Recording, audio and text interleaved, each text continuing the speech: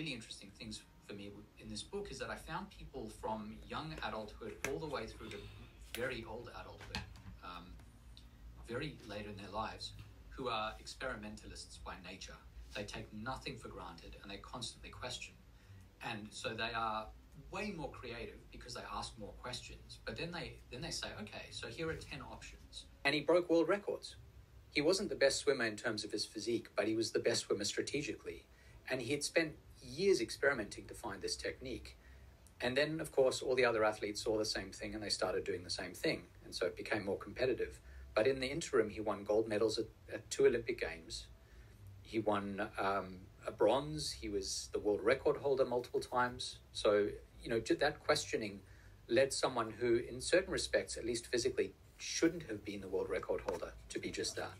The question I ask is, how do you teach someone to be that kind of person? How do you teach someone to be more experimental and to be more curious and to ask why more? Because just from my observation, from what I've seen over the last, 10 years in business, and I think about all the teams I've had and all the people we've hired, which is more than 1,000, some people just have it. Yeah. Some people just have almost like a cognitive default towards being curious about the possibility of a better way. And then some people, regardless of how many times you ask for that behavior, or you might write it on the wall, or you might say that it's our values, they just don't naturally demonstrate that curiosity. Yeah, I mean, there's an individual difference variable that you're describing. Hey guys, so the rain has stopped raining and I've done my little cardio and I've catered to my plants, and now I just thought I would sit here and share a little word. First of all, let's just normalize going outside, guys.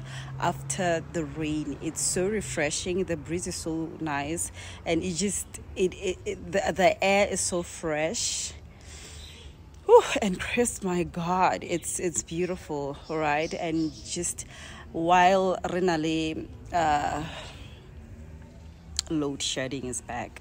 While we're experiencing load shedding after a very, very long time of not having it. The last time I experienced load shedding was years back, because last year and year before last, I was not here at home.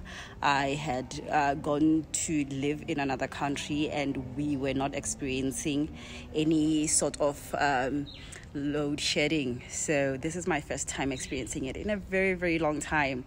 Ever since I came home, we haven't experienced it, but it's okay. I tend to make the most of the little time we have here load shedding, where I can just put my gadgets aside and come outside and cater to all these plants you see behind me. There's so much to tend to outside.